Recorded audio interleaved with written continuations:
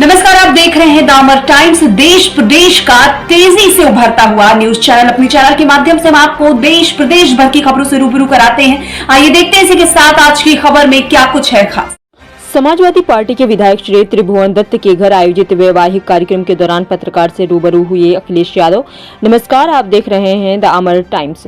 अम्बेडकर नगर में आलापुर विधानसभा क्षेत्र से समाजवादी पार्टी के विधायक श्री त्रिभुवन दत्त के घर आयोजित वैवाहिक कार्यक्रम में शामिल होने के बाद पत्रकारों से बात करते हुए श्री अखिलेश यादव ने कहा कि भाजपा उपचुनाव की सभी सीट हार रही थी, लेकिन प्रशासन ने बेईमानी करके उसे जिताया है। सभी लोगों ने देखा कि किस तरह से प्रशासन ने सत्ता का दुरुपयोग करके समाजवादी पार्टी के वोटरों को वोट नहीं डालने दिया है, वोटरों के साथ गाली गलौज किया और उन्हें धमकाया है। श्री अखिलेश यादव ने संभल को लेकर कहा कि संभल में हुई घटना के लिए भाजपा सरकार जिम्मेदार है।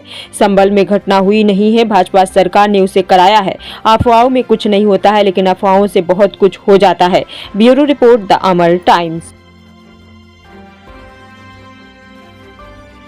मैं त्रिभुवन दत्त जी के कार्यक्रम में शामिल होने आया, जहाँ मैं परिवार से मिला। वहीं इनके परिवार को मैं बधाई दे करके और अपने कार्यकर्ताओं से मिल करके जा रहा हूँ। गठेरी का चुनाव समाजवादियों का जीता हुआ चुनाव, और आप सब जानते हो यहाँ कोई पत्रकार ऐसा नहीं है जो इस बात को न जानता हो कि गठेरी के विधानसभा में चुनाव कैसे लड़ा गया है। समाजवादियों का जीता हुआ चुनाव भारतीय जनता पार्टी जब हार गई तो उसने अपने कार्यकर्ताओं को पीछे कर दिया और पूरा जिला प्रशासन से लेकर के जो कुछ कर सकते थे अनकॉन्स्टिट्यूशनल, अनडेमोक्रेटिक, वो सब किया है। कटहरी में जीती हुई सीट को छीनने का काम किया, लेकिन आप और जनता यही जानती है कि समाजवादियों ने चुनाव जीता। ये जो गिनती बताते थे 7-2, सच्चाई ये थी कि 2 बीजेपी बड़ी मुश्किल से जीत रही थी, 7 समाजवादी पार्टी जीत रही थी। लेकिन क्योंकि उनका मुकाबला दिल्ली वालों से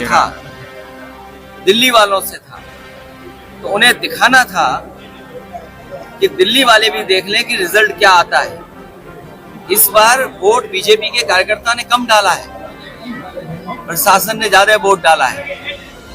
मैं भारतीय जनता पार्टी का धन्यवाद देता हूँ कि आपने जो हम लोगों को कोचिंग दी इस चुनाव में, पूरा प्रशासन आगे करके जितनी भी बेईमानी हो सकती थी की है, और लाभ देने के लिए क्या नहीं किया। सुनने में यहाँ तक आ रहा है कि एनटीपीसी उनके सीएसआर से स्कूटी दी गई, प्राइवेट जो कंपनियां हैं उनसे दबाव बना करके उनके सीएसआर का इस्तेमाल कर करके सिलाई मशीन दी गई, और प्रधान, बीडीसी, कोटेदारों का क्या हाल हुआ वो आपसे बेहतर कौन जाने। जो बात ये रही कि 7-2 बड़ी मुश्किल से बीजेपी जीत रही थी, 7 और 7 सीटें समाजवादी पार्टी जीती है, लेकिन प्रशासन ने सर्टिफिकेट किसी और को दिया है। और जो संभल में हुआ है, संभल में हुआ नहीं है, कराया गया है। अफवाहों में होता कुछ नहीं है, अफवाहों से होता बहुत कुछ है। अगर पूरा घटनाक्रम आप देखेंगे, पहले तो 19 तारीख को फैसला सुनवाना कि उसका सर्वे होगा। जब पहला सर्वे हुआ, किसी भी मुस्लिम पक्ष के लोगों को या संभल के लोगों को किसी को आपत्ति नहीं, पूरा सर्वे हुआ। लेकिन पता नहीं क्यों फिर दोबारा सर्वे करने का फैसला लिया गया और दोबारा सर्वे हुआ। अगर दोबारा सर्वे की बात हुई तो कम से कम वहां पे जो जिम्मेदार लोगों थे उनसे बातचीत करनी चाहिए थी प्रशासन, लेकिन बातचीत नहीं की। और फिर जो सर्वे टीम गई थी, क्या उसमें बीजेपी के कार्यकर्ता नहीं गए थे? सच्चाई तो ये है जो प्रशासन छिपा रहा है कि जितने लोग उसमें गए थे सर्वे में, पीछे से नारे लगाते जा रहे थे। जो नारे लगाने वाले थे उन पे कितनी कार्रवाई की है?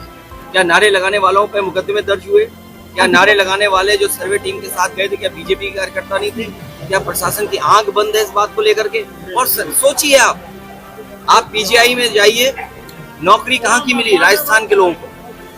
आप लोहिया इंस्टीट्यूट चले जाइए लखनऊ में, वहां पर नौकरी किसको मिली है? राजस्थान के लोगों को।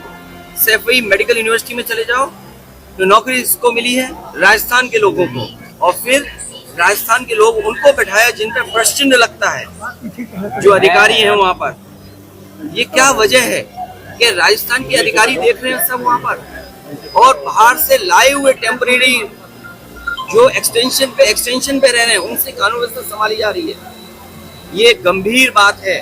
मुझे उम्मीद है कि इन सब घटनाओं को सुप्रीम कोर्ट सो मोटो लेकर के देखेगा कि आखिरकार इस तरह की साजिश क्यों रची गई, क्योंकि भारतीय जनता पार्टी को अपनी जो बेईमानी की थी उन्होंने उस बेईमानी को छिपाना था। कोई दिल्ली का रास्ता इसी तरीके से दिल्ली तक पहुंचा था, कोई इसी तरीके से जहां पर अमन चैन को खत्म कर करके, भाईचारा खत्म कर करके दिल्ली तक पहुंचा था। आज लखनऊ वाले भी उसी रास्ते से दिल्ली पहुंचना चाहते हैं। ये दिल्ली और लखनऊ की लड़ाई है जिसमें जनता पिस रही है।